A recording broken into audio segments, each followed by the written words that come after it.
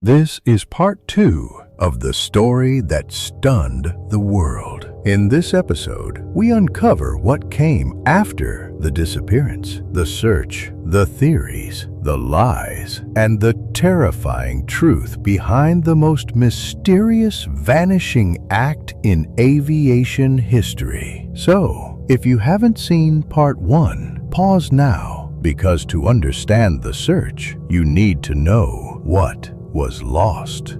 In the last episode, we followed a genius pilot who used his skills not to land a plane, but to erase it from existence. He evaded radars, outmaneuvered global surveillance, and then vanished into the dark. You're watching Dark Archives, where real stories are worth remembering. Now, it was clear someone didn't want to crash. They wanted to disappear. But this wasn't a magician. This was a master of vanishing acts. A man who made one of the world's largest passenger jets vanish. And what's even more terrifying is that the path he chose guaranteed a 100% success rate. Why? Because once the plane left Malaysian airspace and crossed into the darkness beyond radar range, it still had enough fuel to fly for 6 more hours. 6 hours, think about that. 6 hours of complete freedom in the skies. No radar, no satellites, no surveillance. Just a ghost flying silently through the night. And that's when the truth hit.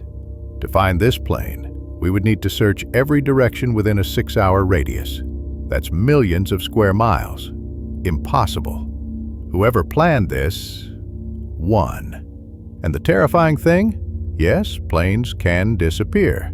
Completely, without a trace. Hold on a second. We said the plane lost all electrical communication. Right? So how did it keep flying? If we now believe this was a deliberate act, then we need to question everything. Even the electrical failure. What if the blackout was never a failure at all?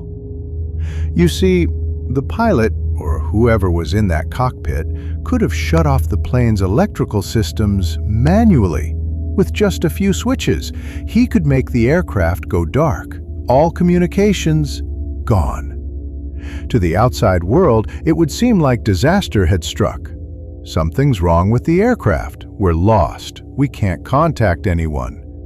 But inside the cockpit, the navigation systems may still be running. Because here's the truth. A modern aircraft can't fly for long without power. No electricity means dead screens, no control, a flying coffin. And the person flying this plane, he knew that. So, the power? It had to come back on. The only question is, when? And the logical answer? Exactly when the plane vanished off all radar. Only then, in the shadows of silence, would the systems quietly return. And the ghost flight would continue. And then, only then, did the pilot bring the power back online. He needed full control for the next 6 hours of flight. And that's exactly what happened.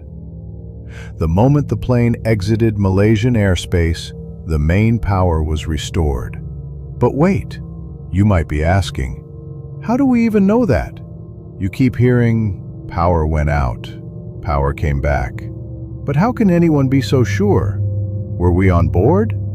No. The truth is written in the sky. This aircraft was equipped with satellite communication systems, systems that monitor the plane from above. Remember when we said the aircraft sent out a signal every 30 minutes to its airline? That signal came from a special satellite link. When the power was cut, that device went dark. But the moment power came back, just like your home Wi-Fi router after a blackout, it rebooted. And it sent out a silent message. I'm back, ready to connect. That single signal, caught by a quiet satellite watching from space, told us everything. We don't guess the power came back. We know because a satellite heard it. But hold on. That signal from the plane, it wasn't a message. It didn't say anything. It didn't send or receive data. It was just a check-in. Like a knock on the door saying, "I'm still here." And that simple knock told investigators one critical thing. The power outage wasn't an accident. It was deliberate because the plane still existed, and it reconnected with the satellite the very moment the power came back on. But here's the real gold. That signal didn't just say, "I'm back." It gave us location data, not from a ground radar, but from space, from satellites orbiting the Earth, watching, listening, measuring everything from above. It's like someone opened a window in the sky and let the truth shine through. Now you might be asking, how can a satellite tell us the plane's location? Let me ask you this. When you open your map app on your phone and it shows you your exact spot, how does it know? GPS. But GPS doesn't work with just one satellite. It needs 3. Each satellite sends out a tiny message, a signal that travels at the speed of light. Your phone, or in this case the plane's system, receives it and measures how long it took to arrive. From that time difference, we calculate distance. But one distance only gives us a circle. The device could be anywhere on that circle. So we add a second satellite, a second circle. Now we've narrowed it down to 2 possible points where the circles intersect. And then a third satellite, a third circle. And suddenly, all 3 circles intersect at one point. That point? The location of the missing plane. Just imagine. For your phone to simply tell you, turn left at the next street, it needs to consult at least 3 satellites. But in our case, the plane wasn't talking to GPS satellites. It was only connected to one communications satellite. And that satellite? It can't give us a precise location. It can only give us a circle, not a point, just a massive, invisible ring in the sky. But in a mystery like this, any clue is gold. Even a giant circle with a radius of thousands of miles is still something. Because here's the twist. The plane can't be anywhere inside that circle. It has to be flying along the edge. Yes, just the edge. But that small detail becomes a breakthrough. Why? Because we know how much fuel the plane had. And that allows us to eliminate huge chunks of that circle.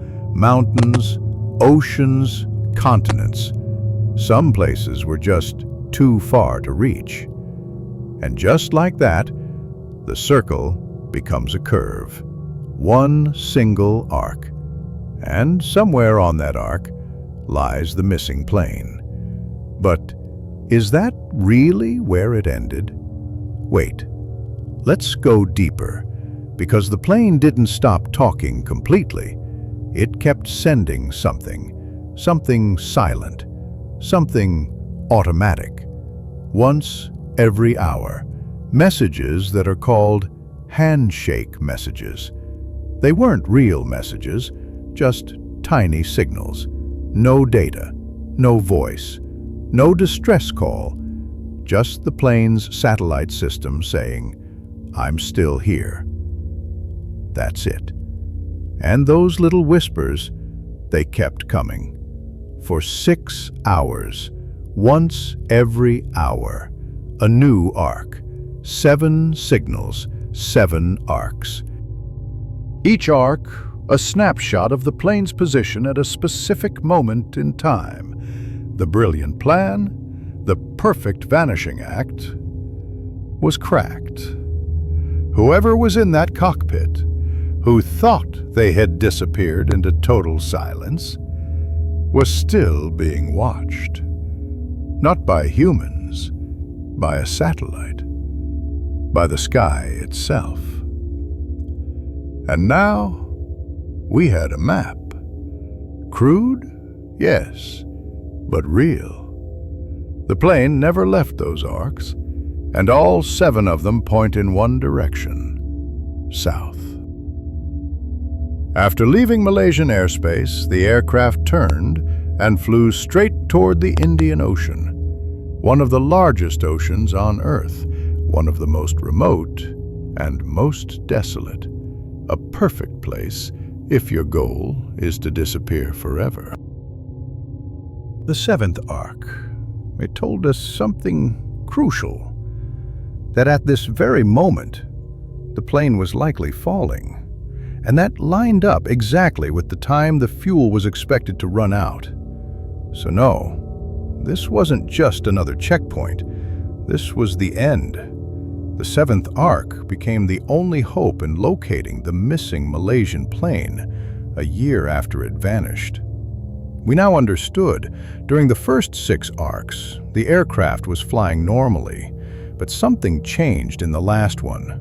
From the final signals, it seemed the plane was moving rapidly away from the satellite, as if it was running fast, south into the depths of the ocean. And so, we had a place to start, a direction, a final clue. But don't get too excited, because what came next was heartbreaking. Search teams were sent. An area the size of 120,000 square kilometers beneath the Indian Ocean was scanned. State-of-the-art ships, drones, deep-sea submarines, millions of dollars. And the result? Nothing. No wing, no seat, no sign. A 200-ton aircraft made of steel, plastic, and people had simply vanished. And for a moment, it seemed the person behind this crime, the mastermind who wanted to erase a passenger jet from the face of the earth, had won again. Everything stayed silent until July 2015, a lonely beach on Reunion Island, off the coast of Madagascar. A small piece of an airplane wing washed ashore. It weighed just 80 kilograms, a strange piece, in an even stranger place, because it had appeared 4,000 kilometers away from the original search zone. When that strange piece of debris was sent to Boeing for analysis, they examined it, checked its structure, and then they saw it. A serial number, unique, precise, unmistakable. And with that number, they shocked the world. It was confirmed. This was without a doubt a part of the missing Malaysian Airlines plane. Finally, real proof. Until this moment, it was just a mystery, a theory, a ghost story. But now, the missing aircraft had become a crashed aircraft. For the first time since day one, we weren't chasing whispers. We were holding a physical clue. And suddenly, a new question emerged. From the very beginning, we searched around Malaysia. We looked toward China, Vietnam, Indonesia. But now, we're in Africa, Madagascar. What brought us here? What current, what path carried this broken piece of metal across 4,000 kilometers of open ocean? Why are we standing on the shores of Reunion Island? Yes, the island was far, but oceanographers stepped in, and what they said changed everything. That little piece of debris, its location, matched perfectly with the Indian Ocean currents. The distance was massive, but the time it took to arrive aligned exactly with how fast the sea moves. We were still on the right track. And so, the search continued.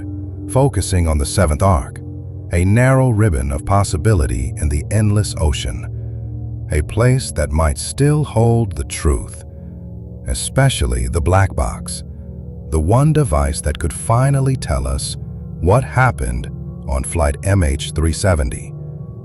But nothing. The entire seventh arc, scanned, mapped, searched in full, and yet, no trace, no wing, no fuselage, not even a single seat. And in January 2017, after spending more than $160 million, Malaysia made a painful decision. The search was over. It was now the most expensive aircraft search in history, with no answers. But the mystery? It refused to die. A private company, Ocean Infinity, stepped forward. They had a bold offer. We'll search again, at our own cost. And if we find the wreckage, you pay us $70 million. And so, in January 2018, the search resumed. Advanced underwater drones, precise mapping, laser-focused scans. But after 6 long months, even Ocean Infinity gave up. The last mission, abandoned. The final search for MH370 had failed. Right now, there is no official search for Flight MH370, only silence. Over the years, dozens of tiny debris pieces washed up on African shores and nearby islands. But together, they weigh less than 200 kilograms. The aircraft itself, it weighed over 200,000 kilograms.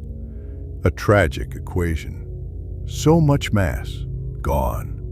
But while governments gave up, scientists didn't. Across the internet, forums exploded. Amateur investigators, retired pilots, oceanographers, all joined the hunt. It became more than a mystery. It became an obsession.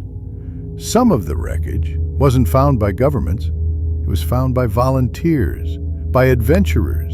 And in 2021, one name stood out, Richard Godfrey, an aerospace engineer. And he had a new idea. Instead of chasing satellite arcs and radar ghosts, he asked a simple question. What if the world itself recorded the plane's path? He wasn't talking about black boxes, but radio waves, billions of them, flying across Earth every second. Signals from towers, planes, boats, everywhere. And when something, like a plane, blocks or disturbs those signals, it leaves a tiny mark, a subtle fingerprint. Godfrey's idea was bold. Could someone, somewhere, have recorded that fingerprint? The answer was yes. A global network used by amateur radio hobbyists. They send signals and track how far they travel. It's called WSPR-Net. And that was where Godfrey began his search. So imagine this. Someone wakes up in China, sends a simple radio signal, and someone in Japan receives it. Another in Brazil sees the ripple. It sounds silly, right? But here's the twist. This silly website, it was built on the research of Joe Taylor. The man won a Nobel Prize in physics in 1993. Not exactly a joke, is it? The system is called WSPR-Net, the Weak Signal Propagation Reporter Network. It's been running since 2008, logging every single radio signal sent and received around the world. And guess what? That includes March 8th, 2014, the very hours when Flight MH370 was in the air. Thousands of signals were bouncing around the planet. Some of them, they intersected with the plane's path. And this is where Richard Godfrey had his breakthrough. What if we analyze those signals to find the ones that got slightly distorted, disturbed by a giant metal object flying overhead? That's right, the plane itself left a trail. Not a radar trail, not a satellite ping, but a radio fingerprint embedded in the planet's noise. By analyzing those tiny distortions, Godfrey could plot a new path for the plane. Not once every hour like the old arc method, but once every 2 minutes. A much clearer picture, a dramatic shift. And the surprise? The path Richard Godfrey mapped, almost identical to the satellite arcs, but with unmatched precision. The margin of error? Just 30 kilometers. Not thousands of miles like before. That alone was groundbreaking, but what really shook the table was something far stranger. In the final moments of the flight, the plane didn't just drop like a stone. It was turning, circling, as if someone was still at the controls. Someone was trying to find a place to land, which means this wasn't a crash, not yet. Then came September 9th, 2023. Two aviation veterans, retired pilot Patrick Blely and air traffic controller Jean-Luc Marchand, walked into the Royal Aeronautical Society in London and dropped a bombshell. They backed up Godfrey's data, but added a new twist. They said Flight MH370 didn't fall from the sky when the fuel ran out. The pilot was trying to land it safely, a final attempt in the very last moments. But how? A plane like this, even after running out of fuel, can glide for over 100 kilometers.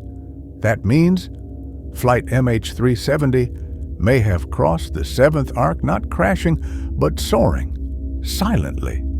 And if the pilot was indeed trying to land it gently on the ocean's surface, then the aircraft wouldn't shatter into pieces.